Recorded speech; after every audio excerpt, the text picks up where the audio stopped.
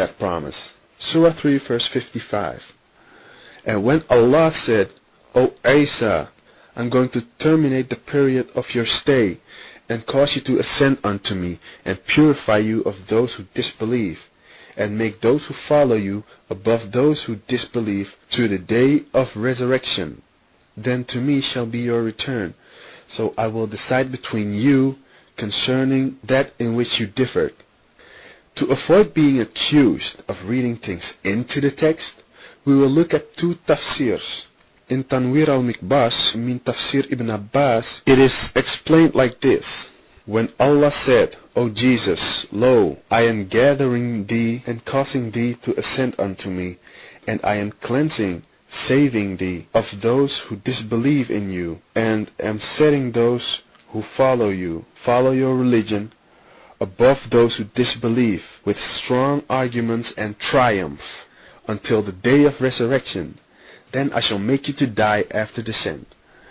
Al-Jalalain explains it like this, and mention when God said, O Jesus, I am gathering you, seizing you, and raising you to me, away from the world without death, and I am cleansing you of, removing you away from those who disbelieve, and I am setting those who follow you, those Christians and Muslims who believed in your prophethood, above those who disbelieved in you, namely the Jews, becoming above them through definitive argument and the sword, until the day of resurrection.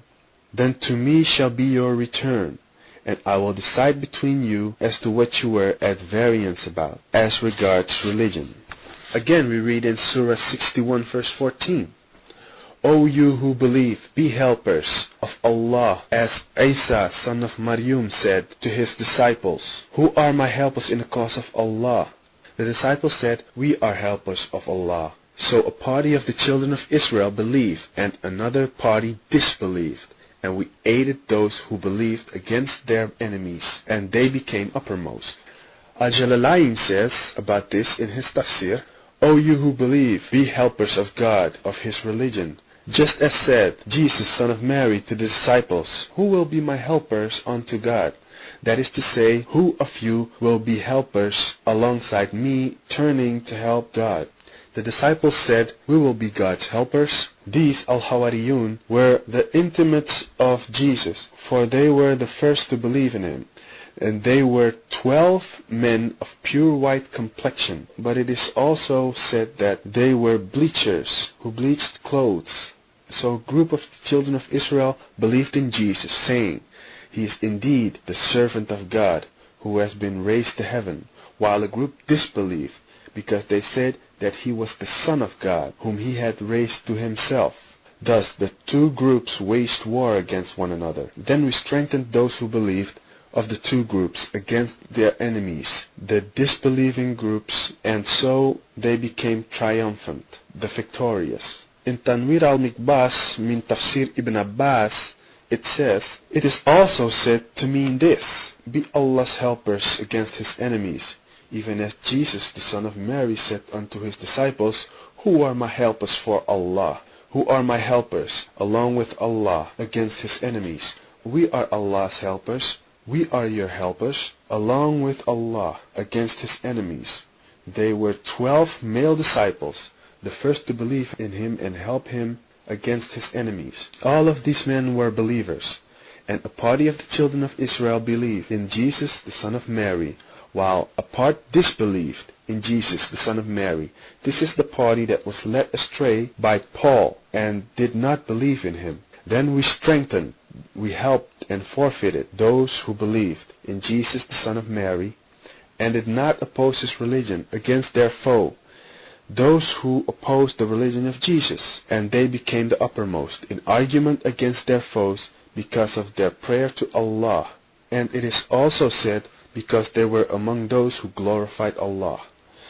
So, according to these passages and the tafsirs, which tie directly into the questions raised at the crucifixion, Yeshua would be raised up and his disciples would be uppermost over those who were not his true disciples, both physically and religiously. So, how did that happen? What did they preach? Who were they? If it were the apostles of the Bible who got overthrown by Paul, then how on earth did they become uppermost? When did Paul oppose them? If they were not the apostles of the Bible, then who were they? What are their names?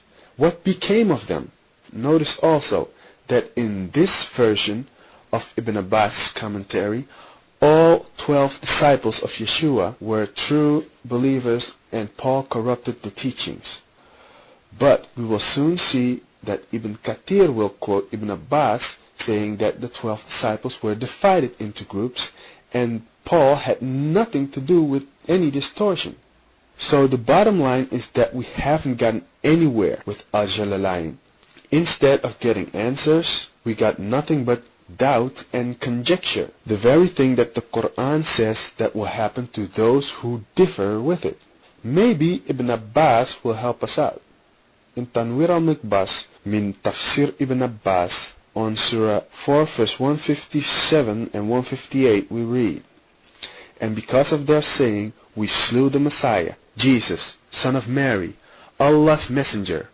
Allah destroyed their man Tatianos. They slew him not, nor crucified, but it appeared so unto them. Allah made Tatianos look like Jesus, and so they killed him instead of him. And lo, those who disagree concerning his killing, are in doubt thereof, in doubt about his killing. They have no knowledge thereof, save pursuit of a conjecture, not even conjecture. They slew him not for certain, i.e., certainly they did not kill him, but Allah took him up unto himself in heaven. Allah was ever mighty in his vengeance against his enemies, wise by granting triumph to his friends. He saved his prophet and destroyed their man." Nope, Ibn Abbas says basically the same thing as Al-Jalalain, so he is of no help whatsoever either. So let's try someone else. How about Ibn Kathir? Since he is the #1 commentator, let's see what he has to say. Ibn Kathir on Surah 4, 157 to 158. "And remember when Allah said, O Isa, I will take you and raise you to myself. When Isa ascended, those who were in the house came out. When those surrounding the house saw the man who looked like Isa, they thought that he was Isa. So they took him at night, crucified him, and placed a crown of thorns on his head. The Jews then boasted that they killed Isa, and some Christians accepted their false claims, due to their ignorance and lack of reason. As for those who were in the house with Isa, they witnessed his ascension to heaven, while the rest thought that the Jews killed Isa by crucifixion. They even said that Maryam sat under the corpse of the crucified man and cried, and they say that the dead man spoke to her. All this was a test from Allah for his servants out of his wisdom. Allah explained this matter in the glorious Quran, which he sent to his honorable messenger, whom he supported with miracles and clear, unequivocal evidence. Allah is the most truthful. He is the Lord of the worlds, who knows the secrets, what the hearts conceal, the hidden matters in heaven and earth, what has occurred and what will occur and what would occur if it was decreed. He said, "But they killed him not, nor crucified him, but it appeared as that to them," referring to the person whom the Jews thought was Isa. This is why Allah said afterwards, "And those who differ therein are full of doubts. They have no certain knowledge. They follow nothing but conjecture," referring to the Jews who claimed to kill Isa, and the ignorant Christians who believed them. Indeed, they are all in confusion, misguidance, and bewilderment. This is what Allah said, "For surely they killed him not," meaning they are not sure that Isa was the one whom they killed. Rather, they are in doubt and confusion over this matter. All wise in all that he decrees and ordains for his creatures. Indeed, Allah's is the clearest wisdom, unequivocal proof, and the most glorious authority. Ibn Abi Hatim recorded that Ibn Abbas said, "Just before Allah raised Isa to the heavens, Isa went to his companions, who were 12 inside the house. When he arrived, his hair was dripping water, and he said, "There are those among you who will disbelieve in me 12 times after they had believed in me." Then he